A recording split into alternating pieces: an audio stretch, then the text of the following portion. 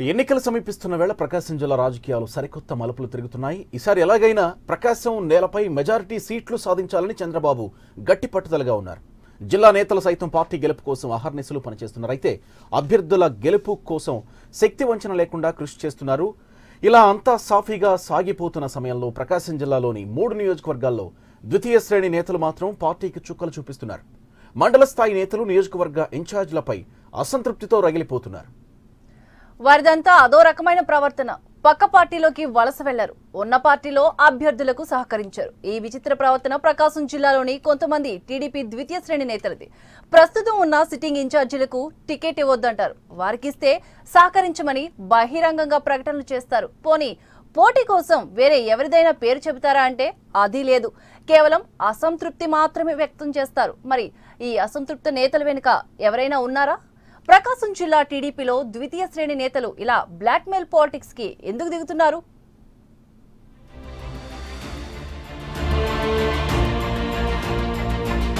ప్రకాశం టీడీపీలో బ్లాక్మెయిల్ రాజకీయాలు.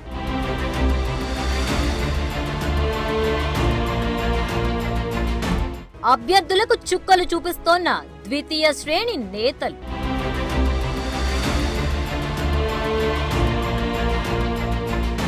అసమ్మతి వర్గంగా తయారైన మండల స్థాయి నేతలు.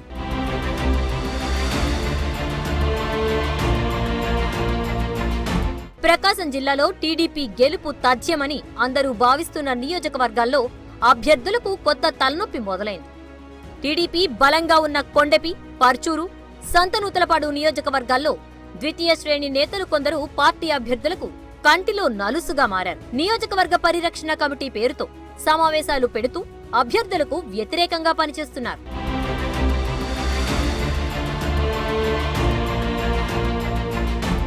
వాస్తవానికి కొండెపి, పర్చూరు, సంతనూతలపాడు నియోజకవర్గాల్లో టీడీపీ గెలిచే అవకాశాలు చాలా ఎక్కువగా ఉన్నాయి. ఇక్కడ టీడీపీ సిట్టింగ్ ఎమ్మెల్యేలు, నియోజకవర్గ ఇన్ఛార్జీలు నిత్యం ప్రజల్లో ఉంటూ గెలుపు కోసం కృషి చేస్తున్నారు. ఇలా అంతా పాజిటివ్ గా ఉన్న సమయంలో కొంతమంది మండల స్థాయి నేతలు చేస్తున్న పనులు పార్టీకి ప్రతిబంధకంగా మారుతున్నాయి.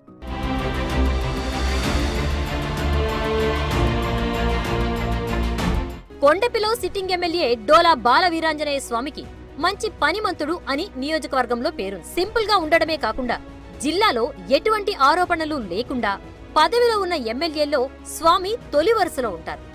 అయితే ఇలా ప్రజల్లో పేరు తెచ్చుకున్న స్వామిపై కొందరు నేతలు అసంతృప్తి వ్యక్తం చేస్తున్నారు. కొండపి పరిరక్షణ సమితి అంటూ సొంత పార్టీకి చెందిన నేతలే కొందరు బ్యానర్లు పట్టుకుని ఎమ్మెల్యే స్వామికి వ్యతిరేకంగా మీటింగులు పెడుతున్నారు. స్వామికి టికెట్ ఇవ్వొద్దు అని చెప్తున్నారు. సరే పోని ఇంకెవరికైనా మద్దతుగా మాట్లాడుతున్నారా అంటే అదీ లేదు. తమను కలుపుకు పోవట్లేదు కాబట్టి స్వామికి మాత్రం టికెట్ ఇవ్వొద్దంటూ హల్చల్ చేస్తున్నారు.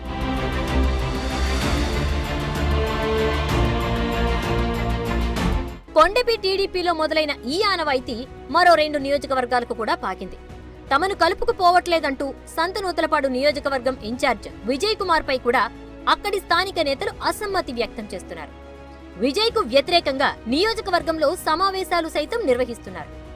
అధిష్టానం తమ మాట పట్టించుకోకపోతే విజయ్ కుమార్ ను ఓడించేందుకు కృషి చేస్తామంటూ బహిరంగంగానే హెచ్చరిస్తున్నారు.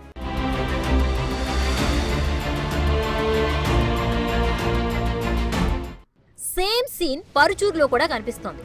పరుచూరు ఎమ్మెల్యే ఏలూరు సాంబశివరావుపై కూడా పార్టీలోని కొందరు కింది స్థాయి నేతలు అసంతృప్తి వ్యక్తం చేస్తున్నారు. నిజానికి ఏలూరుకు ప్రజల్లో మంచి పేరుంది. పరుచూరులో దశాబ్దాలుగా జరగని చాలా అభివృద్ధి పనులు ఈ 5 ఏళ్లలో ఏలూరు చేసి చూపించారు అన్న ప్రచారమూ ఉంది. తాను చేసిన అభివృద్ధి పనులు చూపించే ఎన్నికల్లో పోటీ చేస్తానంటారు ఏలూరు సాంబశివరావు. అయితే ఏలూరుకి టికెట్ ఇస్తే మాత్రం తామే పార్టీకి వ్యతిరేకంగా పనిచేసి ఓడిస్తామని బెదిరింపులకు దిగుతున్నారు కొందరు అసమ్మతి నేతలు.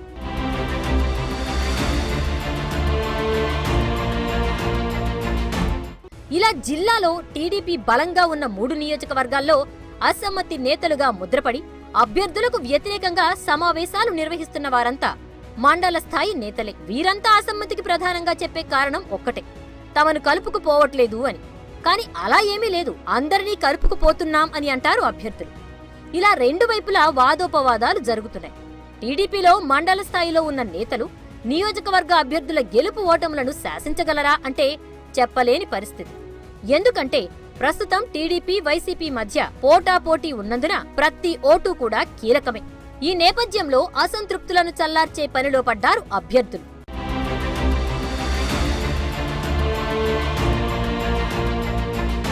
మరోవైపు అసంతృప్త నేతల సమావేశాలు, వ్యాఖ్యలపై అనేక అనుమానాలు కూడా ఉన్నాయి. మండల స్థాయి నేతలు ఇంత ధైర్యంగా బహిరంగంగా పార్టీ అభ్యర్థులకు వ్యతిరేకంగా వ్యాఖ్యలు చేయడంపై అనేక విశ్లేషణలున్నాయి. ముఖ్యంగా వారందరి వెనుక ఎవరో ఉండి ఈ తతంగాన్నంతా నడిపిస్తున్నారని టీడీపీలో టాక్ నడుస్తోంది. లేకపోతే వీరంతా అంత ధైర్యంగా బహిరంగంగా ప్రకటనలు చెయ్యరు అని అంటున్నారు.